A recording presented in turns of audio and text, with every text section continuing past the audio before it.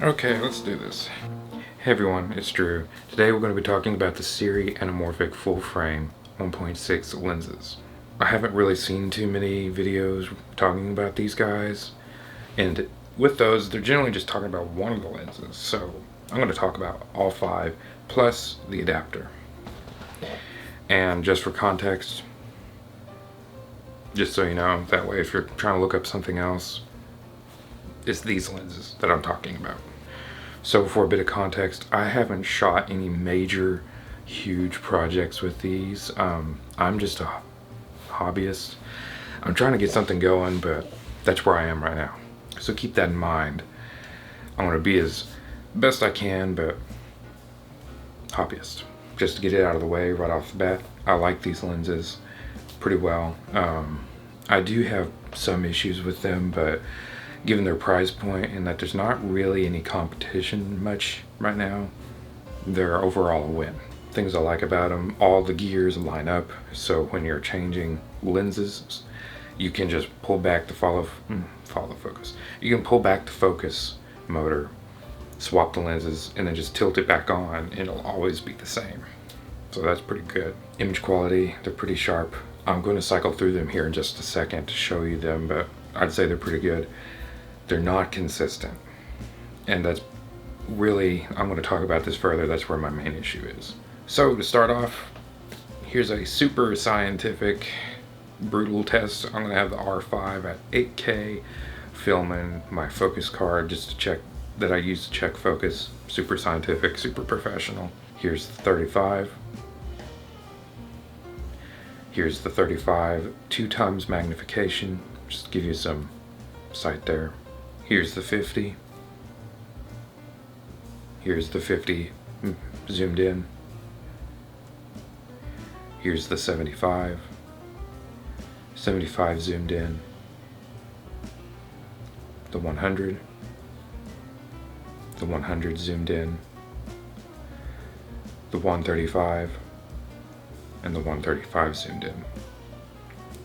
Now, right, these are, all I did was put a CST in DaVinci Resolve to Rec 709. I didn't do anything else besides that. So the inconsistency, I'm just going to go ahead and dive in that. For one thing, the 135 is a 1.8 magnification, like 1.8 anamorphic versus a 1.6. Like all the other ones are 1.6. They just did 1.8 for the 135. Don't know why. I decided to go ahead and go with it. I'm going to be shooting with these on the red anyway. And if you use the right cropping modes, you can get them to line up perfectly. It's just a matter of remembering to swap the modes, the recording modes. The other thing, the adapter, just a second. This adapter, I like it and I like the concept, but I would say it's a hit or miss.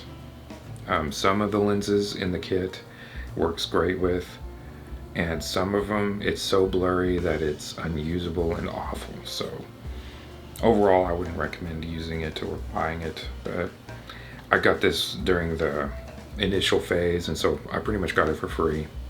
Lines out, so I'm not too bothered by it. But at this point, if you're buying them new, I probably would just skip this, because 1.6 is enough anyway. Which I kind of hate bashing on stuff, but I mean, it's the honest to God truth, so it is what it is. The color shift, there is some color differences between the lenses in the temperature range, like in the Kelvin scale. I've noticed some of them are warmer than others, and just that. So it's just something you have to contend with if you're going to use these. It's not terrible, and most of the time I'm shooting on either an auto white balance or I have a color checker. So if you have that, then it's not really a big issue. So besides that, they're really good lenses. It's just those little workarounds you have to have. And when you think about other anamorphic lenses costing you $4,000 to $50,000, these are not bad. They got some minor issues, things that can all be worked around. So the only other thing about them is the blue lens flare. I know everybody says it, but they're there, and sometimes it's not a blue streak either. It's like a blue haze that shows up if it's a bright window. So there is that to contend with. A matte box solves it. Lowering the like if you put an ND filter on the lens, then that also fixes it. I think they're like an 88 millimeter. It's whatever this one here on this lens is. I don't remember what it is. I'll show it on the screen. So what would I rate these? I'd say good, but not superb. That's what I'd label them under, mostly because of those workaround issues that they have. Would I recommend them? I would. They look good. They have a good cinematic quality to them. So overall, they're great. And if you're wanting to do films, then probably so. That said, before you went out and purchased the entire set or something, I would recommend, if possible, to rent them first or borrow them from somebody. Get a taste of what they're like and what it's like to work with them.